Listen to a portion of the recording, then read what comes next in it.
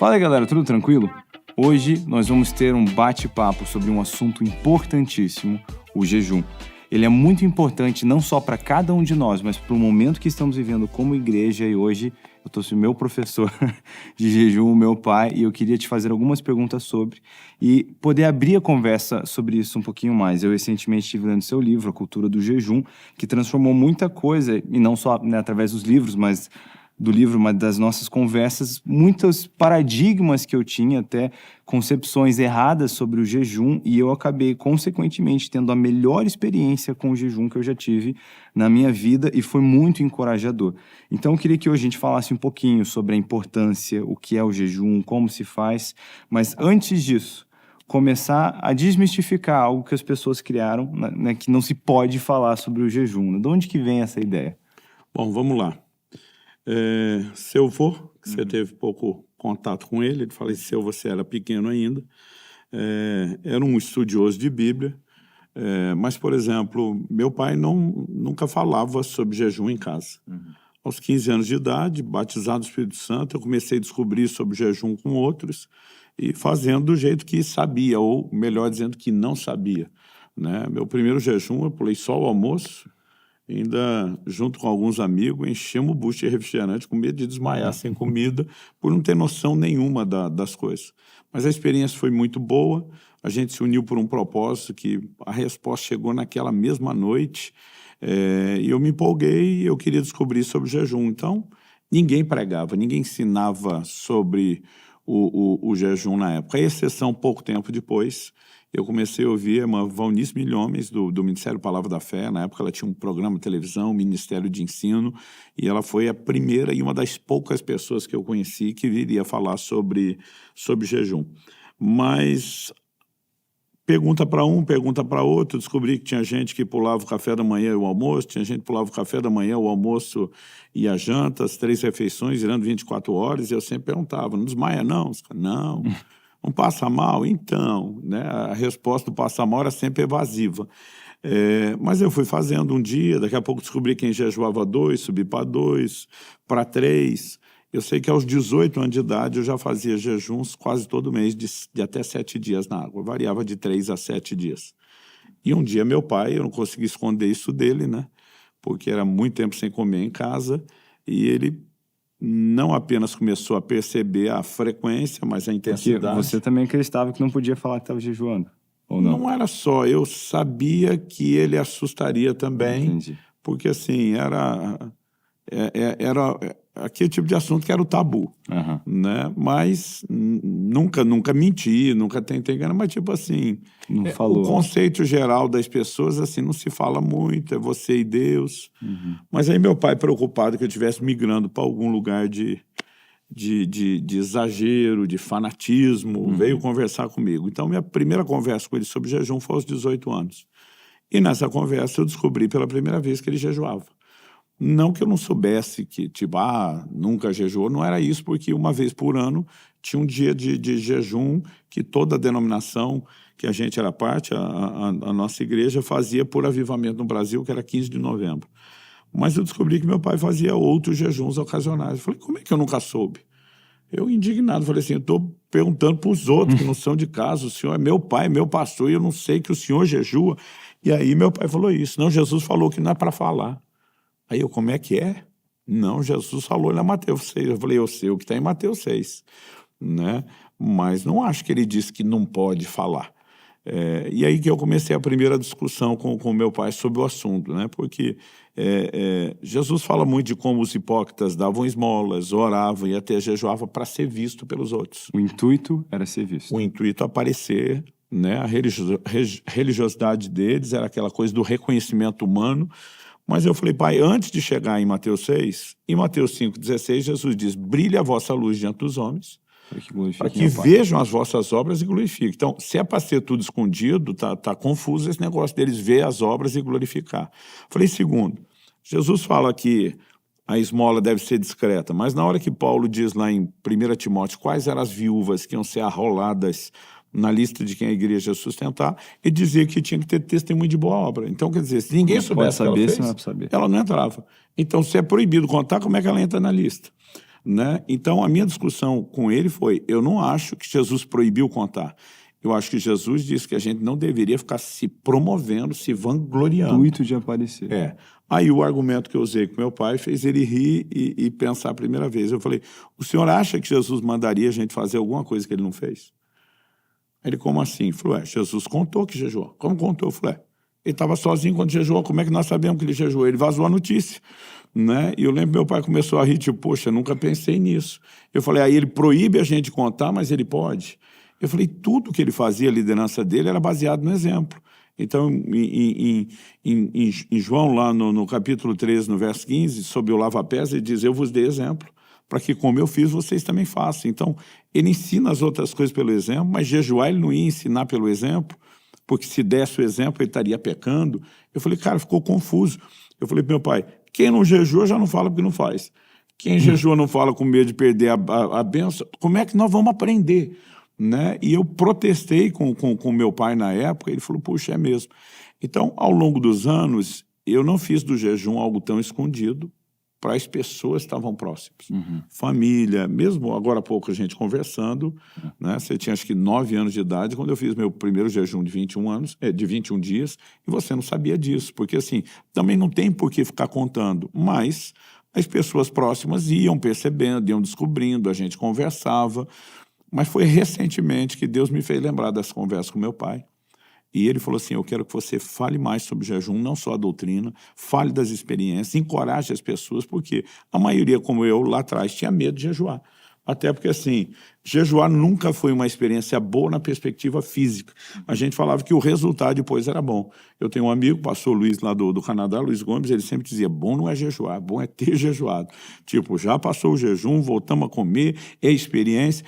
Mas eu acho que até isso as pessoas precisam mudar e perceber que o jejum não precisa ser uma experiência tão ruim, nem no aspecto fisiológico, né? Então, eu acho importante, nos últimos anos comecei a falar mais, principalmente depois dos jejuns prolongados. Eu sei que isso atrai a crítica de alguns.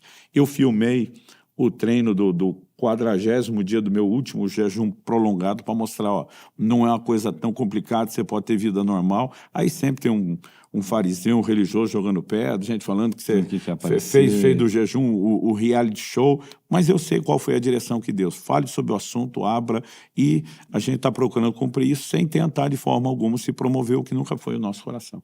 E eu mesmo tive muito encorajado a começar a jejuar mais e aprendendo contigo, vendo o seu exemplo, porque eu também tinha essa ideia, né, de que o jejum era algo feito a custo da saúde, que mesmo se fosse, pelo que nós experimentamos no espiritual, que é algo que eu quero conversar um pouquinho mais, ele valeria a pena, né? Se eu não me engano, em 1 Timóteo 4:8, né, Paulo diz a Timóteo que até o exercício físico é de pouco proveito comparado com a piedade, quer dizer, as coisas eternas são mais importantes. Sempre são mais importantes. Sempre.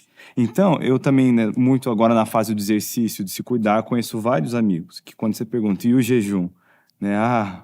Perder massa magra, estou me esforçando e tal. Então, tinha essa ideia. Então, obviamente que mesmo se fosse a custa da saúde, valeria a pena, mas descobrir que, na verdade, não é a custo da saúde...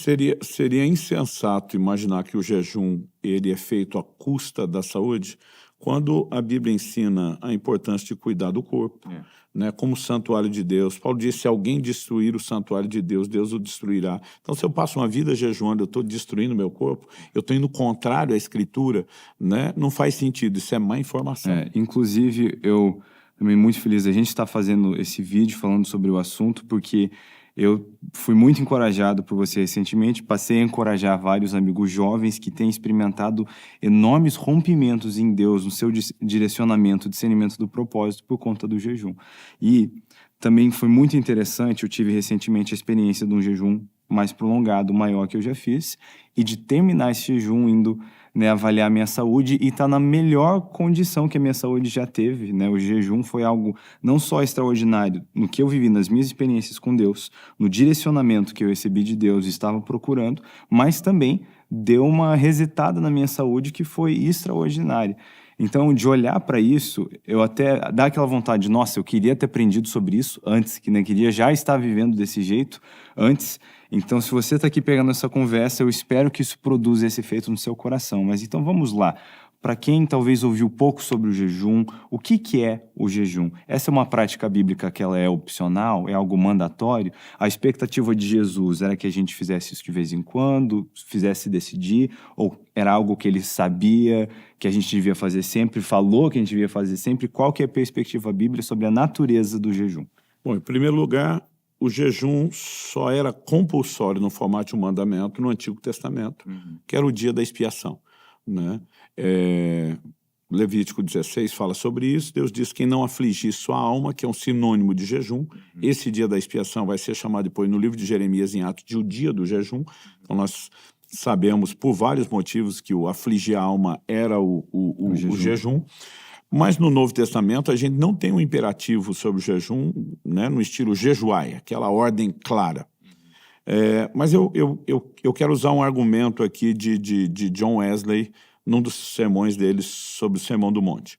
Quando Jesus, em Mateus 6,16, diz: quando jejuardes, né, ele, obviamente, se não mandou, mostrou que esperava que a gente jejuasse. Ele não falou se, falou quando. Ele não disse se jejuar, diz quando jejuardes. Então, assim, ele está orientando como fazer alguma coisa. E ninguém orienta como fazer alguma coisa, a menos que espera que seja feito. Que espere que aquela orientação seja feita e cumprida. Então, assim, se ele no mínimo esperava e tinha expectativa que nós jejuássemos, e a gente tem a consciência de que ele é o Senhor e nós vivemos para agradá-lo, a mera sinalização de uma expectativa dele já deveria ter para nós o peso de um mandamento. Então, começo de conversa. Eu, particularmente, não acho que o jejum é tão opcional. O que nós precisamos entender? Que, embora Jesus claramente tenha declarado, por exemplo, quando questionarem em Lucas 5, de 33 a 35 ali, por que é que os seus discípulos não jejuam? Jesus diz: eles não podem fazer isso quando o noivo está presente. Mas quando o noivo for tirado, eles vão jejuar. Em todas as parábolas de todos os evangelhos, sempre que Jesus faz alusão ao noivo, ele está falando de si. Então Jesus está dizendo: quando eu for tirado, ou seja, a partir do momento que ele fosse elevado aos céus, durante todo o tempo da sua ausência até o seu retorno, esse era o tempo para jejuar. E eu vejo um monte de gente falando: jejum é coisa do Antigo Testamento. Digo, baseado em quê? Né? O Novo Testamento mostra os líderes da igreja de Antioquia jejuando e recebendo direção de Deus, estabelecendo novos líderes nas igrejas. Estou falando de Antioquia porque é igreja de gentios, não só dos judeus, como se fosse aquela prática do Antigo Testamento. Ele estabelecendo os novos líderes, os presbíteros com jejuns. O jejum era a prática da vida da igreja. Jesus disse: eles vão jejuar, estabeleceu para esse tempo. Então, ele disse que a gente faria, orientou como a gente deveria fazer, falou de quem faz errado, os hipócritas, e diz: não jejuem como eles, porque tem muita gente que diz: as pessoas estão jejuando hoje por mérito, e não é por mérito. Não é mesmo. Agora, eu costumo dizer, se alguém fez do jeito errado, você vai deixar de fazer o que é certo só porque alguém fez a coisa certa do jeito errado? Agora, o que Jesus não estabeleceu, vamos lá, ele não definiu a periodicidade, de quanto em quanto tempo. Ele não definiu a duração. Jejum na Bíblia tem várias durações, tem jejuns duram uma parte do dia, um dia inteiro e vários dias. Esses de vários dias, os períodos bíblicos são 3 dias, 7, 14, 21 e 40. Não quer dizer que só pode esse. São os exemplos que nós temos. E Jesus também não determinou o tipo do jejum. Daqui a pouco a gente pode falar melhor, mas nós temos pelo menos 3 tipos. O jejum parcial, o normal e o total ou absoluto.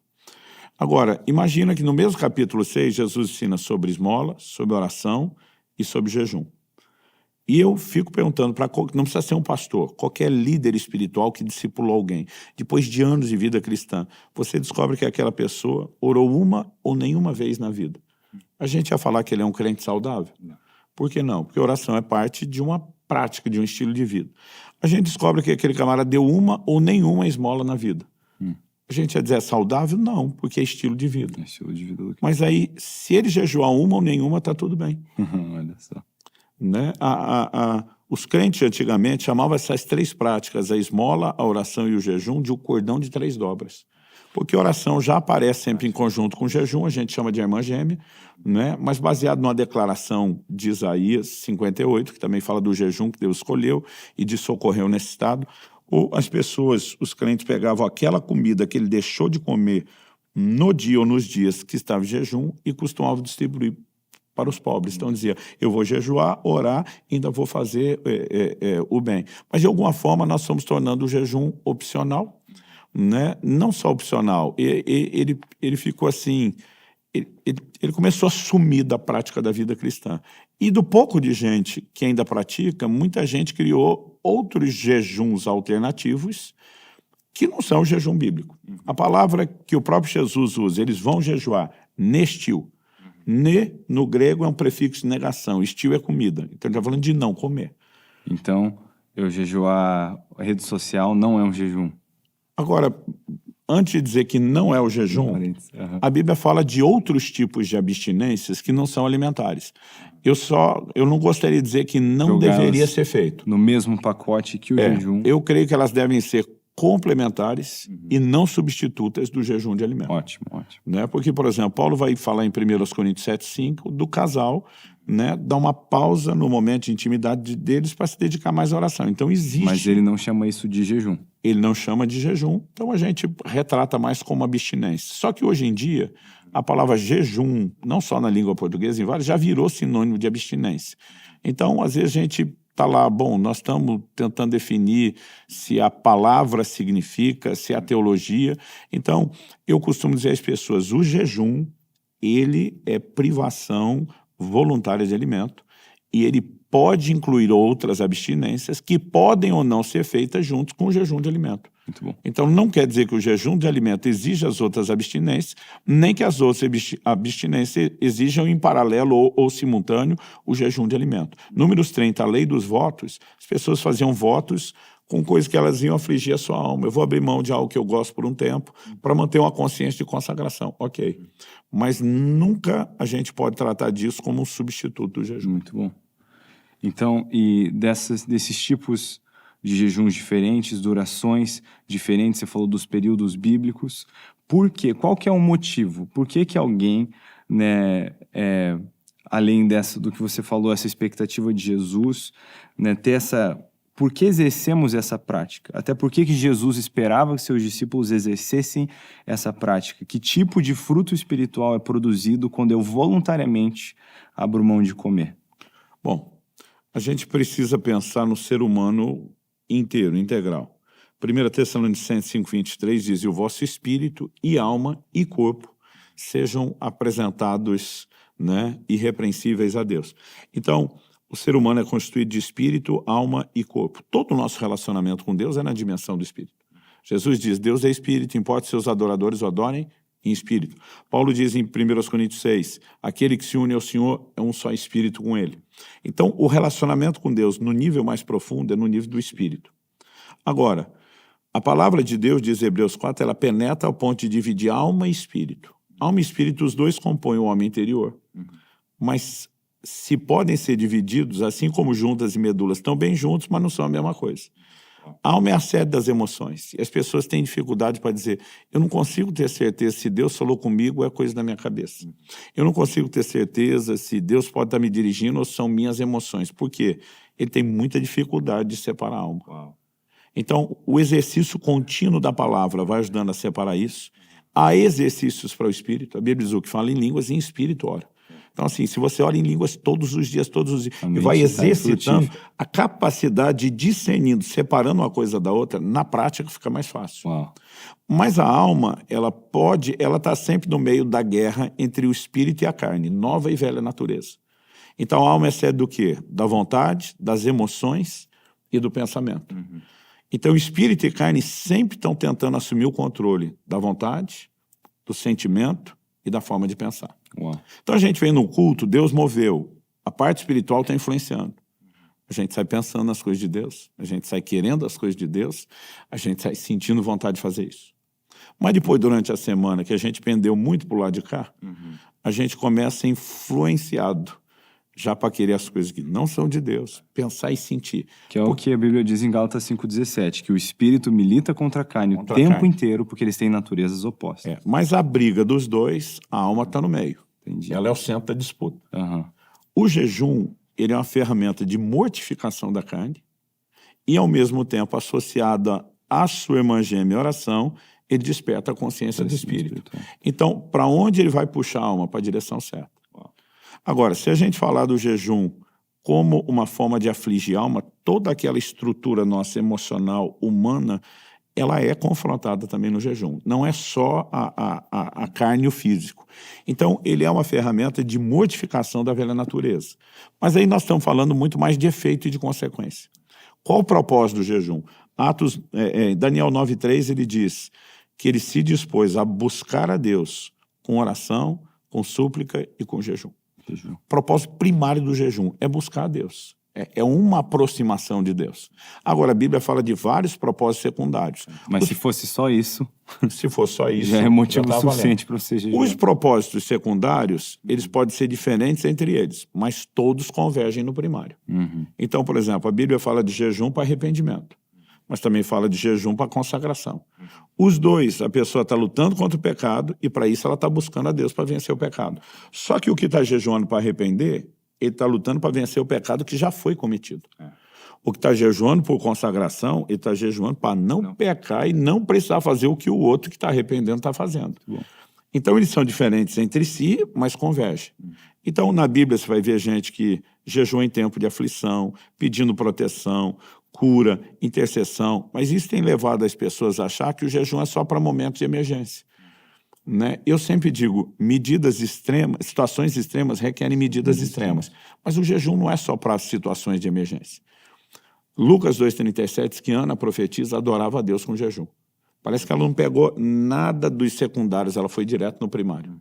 Atos capítulo 13, verso 2, diz que a liderança da igreja de Antioquia, eles estavam adorando ao Senhor e jejuando, foram direto. Agora, é curioso que nesses dois exemplos de quem já vai adorar com jejum, a percepção profética aparece nos dois. Uau. Porque é no lugar da comunhão que o nível de direcionamento de Deus vem com mais intensidade. Então, as pessoas precisam entender que o jejum é feito para buscar Deus. As pessoas perguntam, cara, qual é o seu propósito quando você jejua? Eu falo, cara, sempre eu estou buscando a Deus. Às vezes eu posso estar orando por situações específicas. Então, no início do ano passado, 2021, o foco principal da minha oração num jejum prolongado de 40 dias era o casamento da sua irmã. Né? Porque eu falei para Deus, eu treinei, preparei essa menina para servir o Senhor, mas o propósito dela está atrelado a com que ela vai casar, ela vai ter que sujeitar alguém. Eu preciso ter certeza que o Senhor vai dirigi-lo. No 30º dia do jejum, você conhece a experiência, foi quando eu vi o Caleb, que hoje é meu genro, seu cunhado, e o Espírito Santo falou comigo, esse menino, o seu genro, vai casar com a sua filha. Né? Ela não conhecia ele, nunca falei nada para eles, né? Mas assim, eu não posso pegar isso e agora fazer, então sempre que tem alguma coisa que você quer orar, tem que jejuar. Não, eu estava buscando intensamente a Deus, não imaginava que a resposta viria tão rápido. Mas tinha um dos focos da minha busca, era a definição dela, não era o único. Mas a maior parte do tempo, eu só quero matar minha carne e estar mais perto de Deus. Mas até isso é você tentar exercer o papel que te foi confiado com Deus, pelo zelo, né, de obedecer o que ele te ensinou, o que a palavra dele ensina sobre exercer esse papel. Então eu vejo como algo que vem de carona com você buscar não somente a Deus, mas buscar viver a vontade, né, de Deus. Para não ser vago, deixa eu ajudar quem está assistindo a gente. O jejum, ele muda um chip. A forma de pensar, muda a cabeça da gente. Por quê? Romanos 8,5 diz assim, os que se inclinam para a carne, cogitam, a palavra cogitar significa pensar, sentir, das coisas da carne. Os que se inclinam para o Espírito, cogitam, né, pensam, sentem as coisas do Espírito. Quando você jejua, você não só está distanciando da carne, mas inclinando para as coisas espirituais. A maneira de pensar muda. É algo impressionante. Então, quem jejua com frequência, com regularidade, e principalmente quem experimentou jejuns prolongados, o nível de controle que você tem sobre a carne, sobre a irritação, sobre o temperamento, as coisas materiais perdem o valor, a mente fica focada nas coisas de Deus. Então, assim, quando a gente fala o jejum, ele parece assustar todo mundo, porque é a primeira coisa que a turma pensa, primeiro na fome. Vai ser desconfortável. Né? E se eu disser para você que o jejum não precisa ser desconfortável? Isso a gente elimina. Ele vai prejudicar a minha saúde? Não necessariamente. Algumas situações que os médicos não recomendam mesmo jejum, grávidas, lactantes, alguns tipos de enfermidade, pessoas com diabetes. Hoje tem clínicas de tratamento para diabéticos com jejum, mas eles precisam de supervisão. Né? Então, assim, tem situações que realmente não são recomendadas. Fora isso, a maioria pode. Além de que tem tipos de jejum. Então, por exemplo, Daniel, ele diz que durante 3 semanas ele se propôs a se humilhar perante Deus. O anjo fala, desde o dia que você propôs se humilhar. Essa linguagem é para jejum. Eu vejo gente falando, o jejum de Daniel não era jejum, né? Ele só estava, né, buscando a Deus. Não, a Bíblia diz que ele não comeu carne, não bebeu vinho, não comeu manjar desejável, enquanto se humilhava e orava. É toda a essência de jejum, porque jejum é abstinência, mas ele não precisa ser completo. João Batista, que promovia muito o jejum, fazia os seus discípulos jejuar com frequência, a Bíblia diz que ele se alimentava de mel e gafanhotos. Então nós chamamos isso de jejum parcial. Jejum parcial não precisa ser a única forma, mas ele pode ser uma alternativa em jejuns prolongados, ele pode ser um meio de preparação, ele pode ser uma maneira de ajudar gente que tem problema. Então, outro dia um cara falou para mim, não, eu queria fazer jejum prolongado, mas eu sofro de gastrite. Eu falei, faz um parcial. Ele, pô, como assim? Eu falei, de Daniel, tira alguma coisa e fica o resto. Ele falou, o que você sugere? Eu falei, cara, faz um jejum de alguns dias só com caldos de legumes, sucos de fruta, para não deixar o seu estômago vazio, mas se priva de muita coisa, não só saborosa, né, mas do alimento aí com substância. Ele fez 21 dias, voltou e falou para mim, não só não sofri da gastrite, como ela está bem melhor agora, depois disso.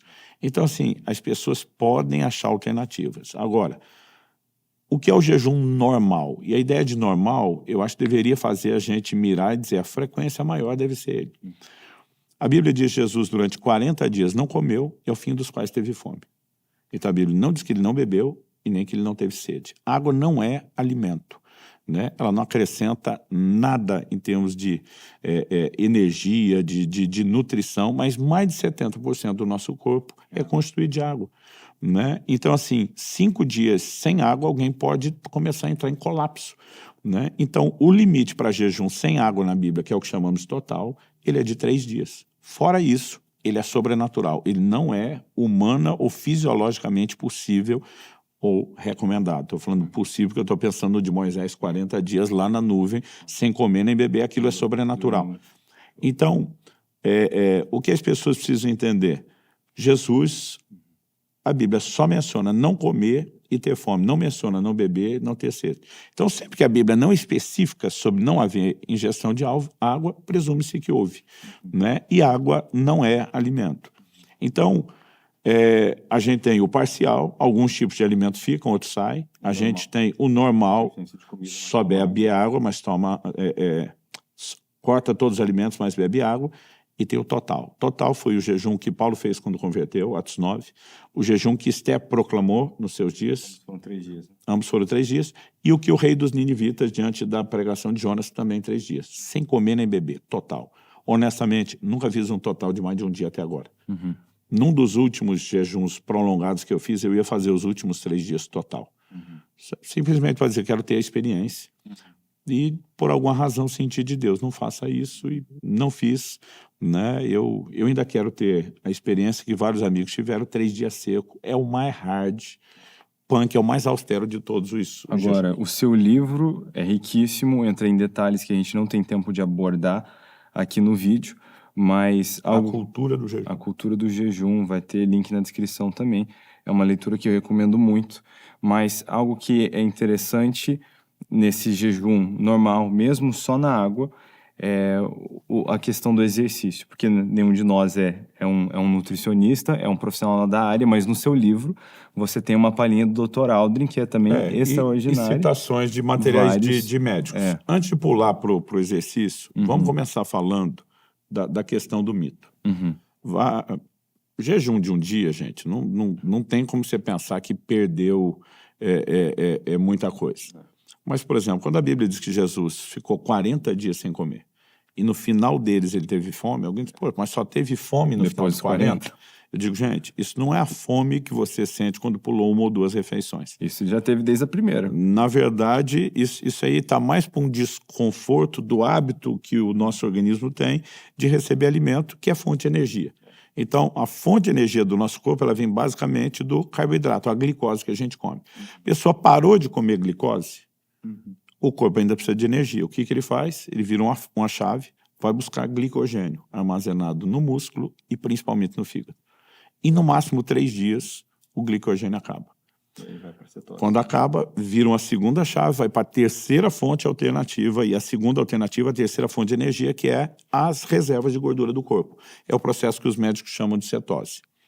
Quando você, depois de 3 dias, entrou em cetose, você já não vai ter fome. Não tem, é algo... Porque você trocou o alimento externo por um interno. Aquela fome fisiológica, que desespero por comida, some. Ela vai sumir. Você vai ter vontade de comer, talvez até o 5º dia. Raramente alguém fica com vontade mais de 7 dias. Foi até o 7. Você foi até o 7. Porque você está bem-vindo ao time dos muita vontade.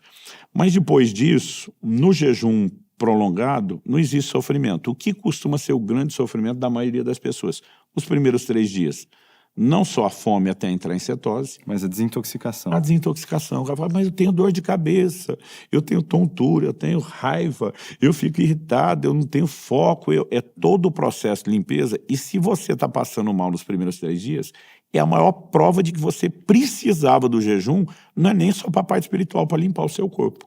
Né? Porque o jejum, ele expele as toxinas, ele dá descanso ao intestino, ele é algo fantástico. Em 2016, as células velhas. O prêmio Nobel da Medicina foi para um japonês em 2016, que documentou a autofagia, o processo de limpeza do corpo, das células, e uma das principais ferramentas, jejum. Desde então, o jejum intermitente ficou em alta, mas a turma não fala muito do prolongado, porque se tem muito medo dos mitos. Muito tempo sem comer, você perde massa magra. Eu vi um médico fazendo um comentário que a ideia dele era ridicularizar quem falava isso. Ele diz assim, imagina que você está numa sala no inverno, o cara é um canadense que está escrevendo para o povo da América do Norte, Estados Unidos, que entende o cenário do inverno. Neve do lado de fora, você está com a lareira acesa, uma pilha de lenha que você cortou para se preparar para aquilo. E diz, você resolve queimar o sofá em vez de queimar a lenha.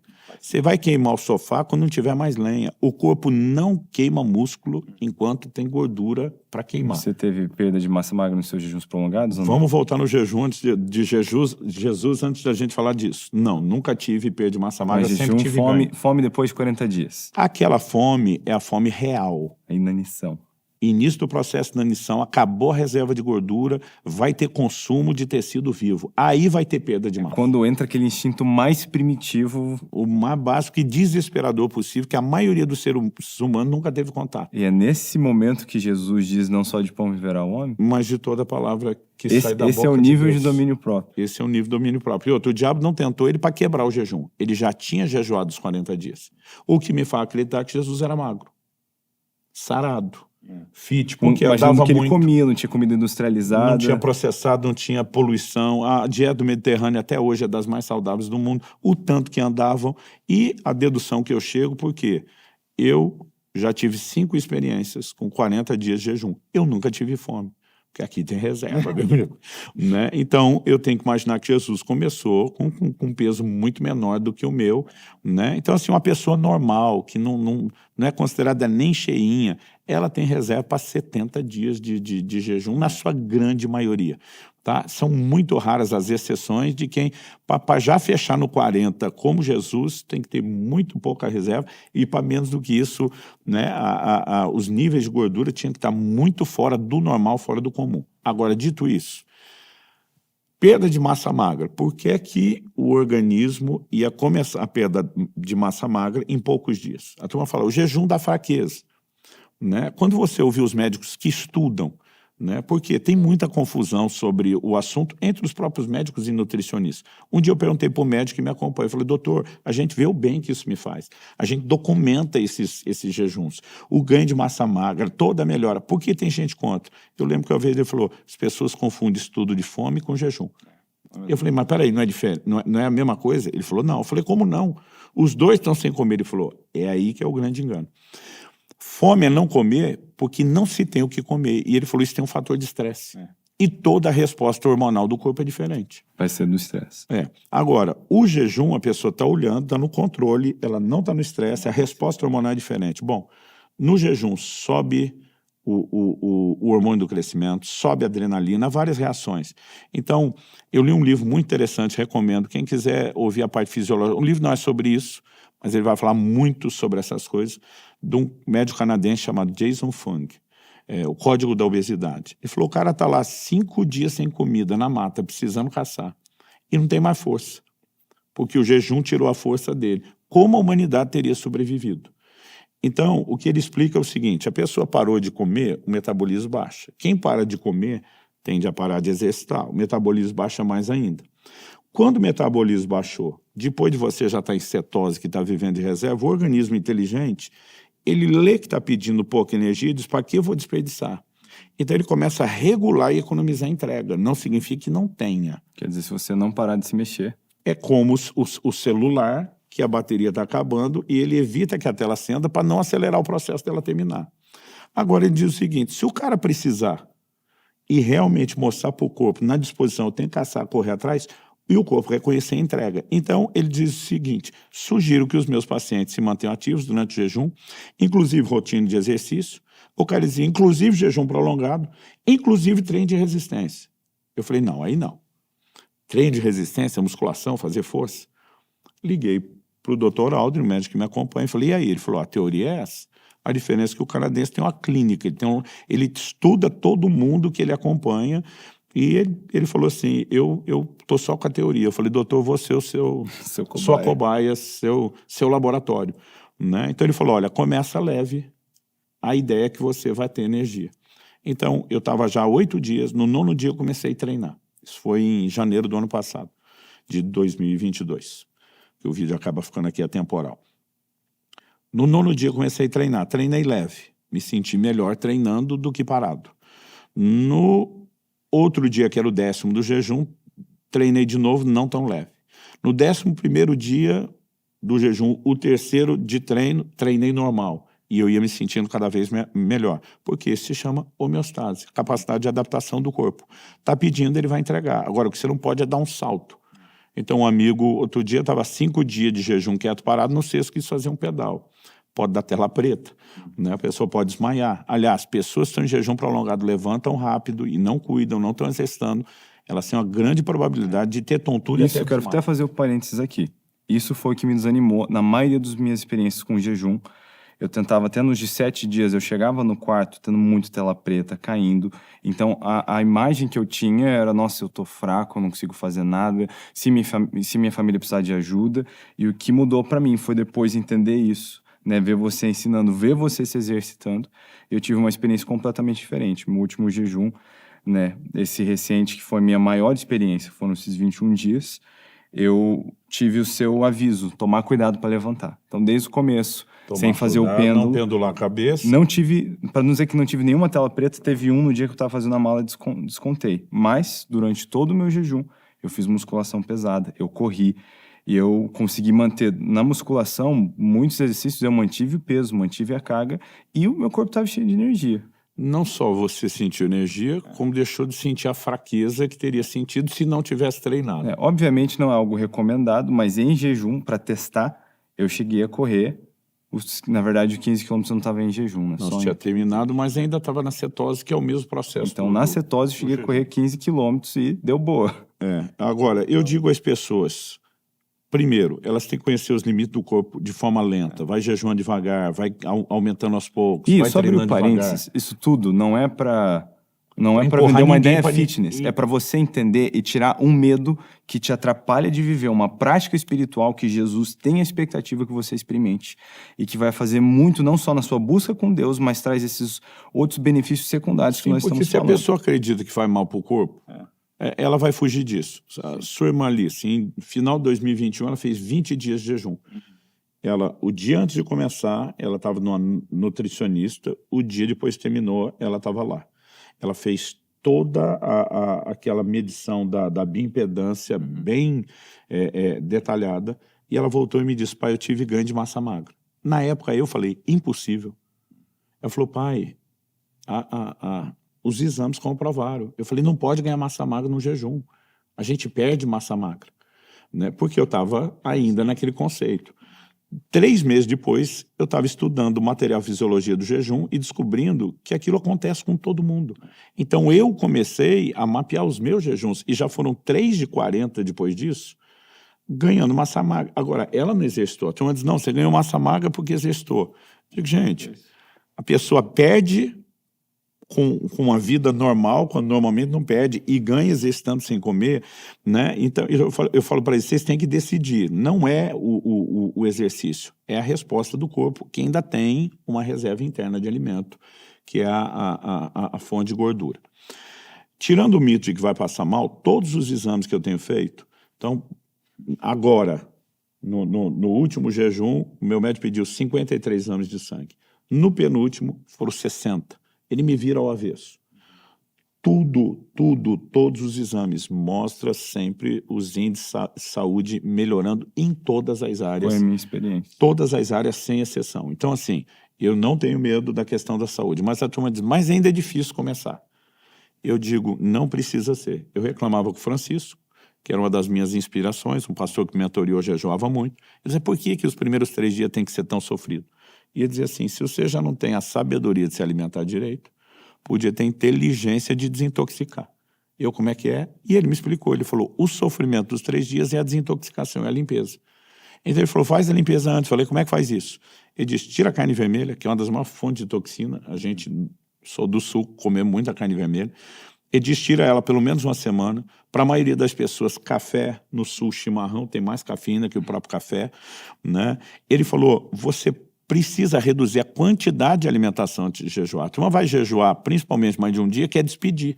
Quer dizer, quanto mais ele come, mais difícil Então, se você é faz limpeza. um período de limpeza pré-jejum, você está dizendo que você pode passar pela desintoxicação, aquela dor de cabeça, e depois lidar com a fome no começo do jejum. E quando entrar no jejum, não tem mais dor de cabeça. Então, eu passei a fazer isso. Passei a fazer uso de carvão vegetal, que limpa o intestino, suco verde.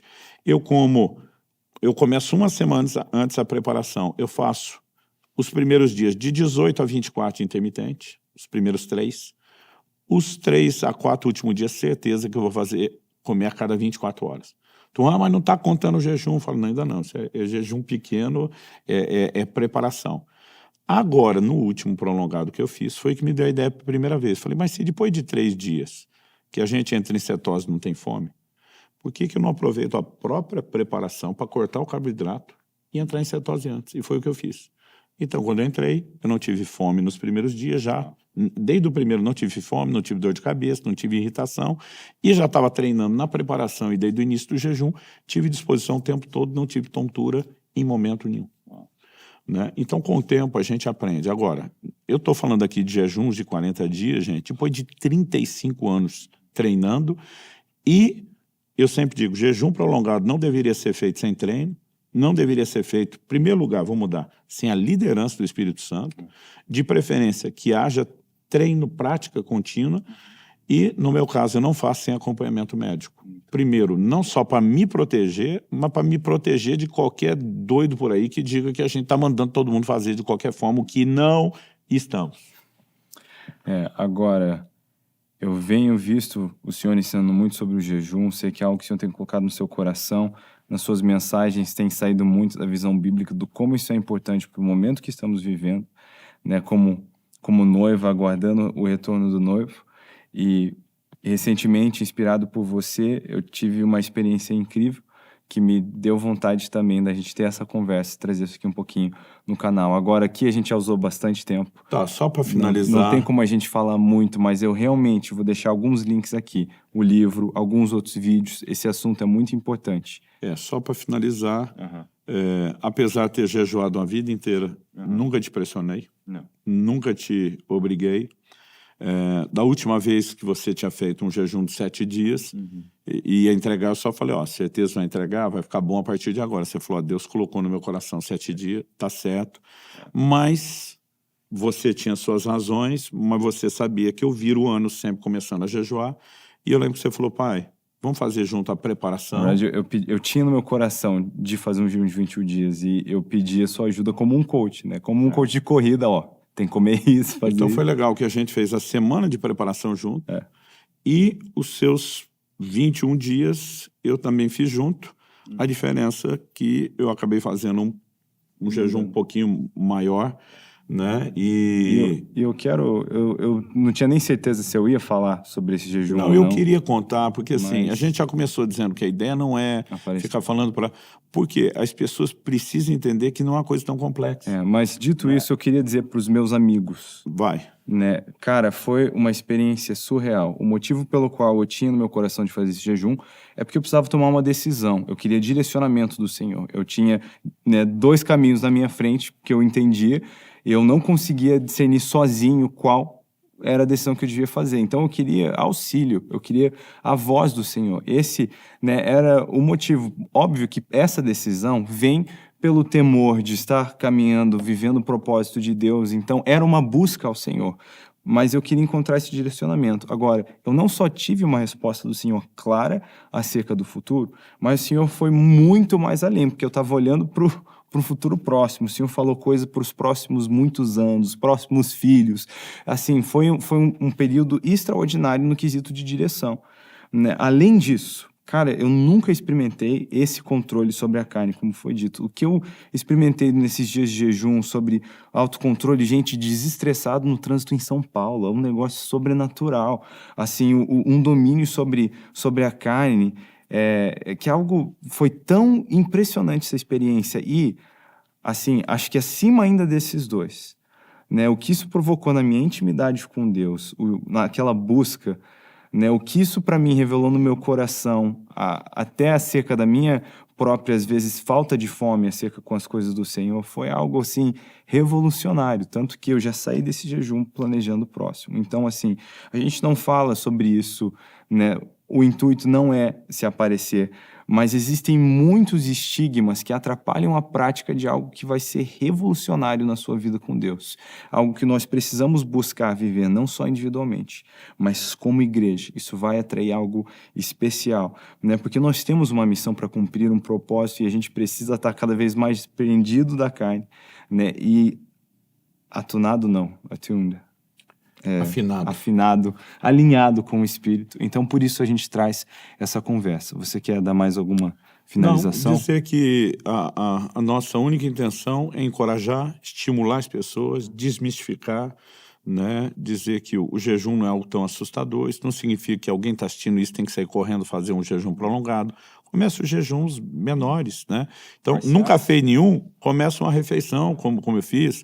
Já está treinando nisso, começa a pular 2, começa a pular 3. Experimento fazer uns 2 semanas sem os manjares, intermitente, né? Dando intervalos, né? Puxa, eu vou almoçar, eu fiquei a maior parte do ano passado fazendo um jejum intermitente de 18 horas. Né? Então, assim, eu almoçava entre meio-dia e 1, comia numa janela de 6 horas, ficava 18, dando descanso ao organismo. Então, essas coisas são muito boas na própria limpeza do corpo. Tanto que, assim, o ano passado fiz 2 jejuns prolongados. Quando eu fui fazer o segundo, e eu comecei a preparação, eu senti Deus dizer, você nem precisa de preparação. Né? Eram meses depois daquele jejum prolongado com o intermitente, o corpo estava limpinho, não reclamou. Então, só dizer às pessoas, vamos devagar, mas vamos cada vez mais. Né? Não vamos ficar parados nem acomodados. Também você vai perceber, buscando essa prática, que não é o que você precisa fazer porque a gente falou, já é um convite, né, feito pelo nosso Senhor. E quando você faz isso, você vai sentir convidado cada vez mais fundo pelo Espírito Santo para buscar esse estilo de vida. Todo o tempo que puder, dedique a oração e a palavra. Não quer dizer que todas as horas que fica sem comer vão ser dedicadas a isso. Não dá para parar todas as atividades, mas a gente tem que, no mínimo, aumentar esse tempo e esse período da busca. E, assim, respondendo, né, esse vídeo já fica de resposta para uma das coisas mais perguntadas aqui no canal. Como que eu sei discernir a voz de Deus, se é Deus falando comigo? Como que eu consigo, né, discernir se é o meu pensamento, se é o Senhor? Esse é um jeito de se aproximar e ter um entendimento de qual é a direção de Deus. Não só isso. Prolongado e desliga a euforia da alma, do sentimento. Outra pergunta que fazem, como, né, ter constância nas coisas espirituais, como vencer a carne, tentação, pecado. Isso aqui responde várias dessas perguntas. É uma das práticas, né, que eu acho que essas 3 práticas até que a igreja primitiva tinha como entendimento do cordão de 3 dobras, são coisas que fortalecem muito a nossa fé. Tem muita gente que não consegue entender a fé fraca que tem, mas vive sem praticar essas práticas bíblicas de fortalecimento à fé, na questão, né, de dar esmolas, do jejum e... perdi uma das práticas. Esmola, oração e jejum. Então, de viver... Muita gente não consegue entender por que tem a fé fraca, mas vive sem a oração, o jejum, dar esmolas, são coisas que dão essa fortalecida. Então, respondendo essas perguntas, tá aí essa conversa. Obrigado, Pai, Maravilha. por compartilhar um pouquinho da sua experiência. Valeu. E por ser voz profética, voz do Senhor sobre essa geração. Amém. Deus abençoe cada um de vocês.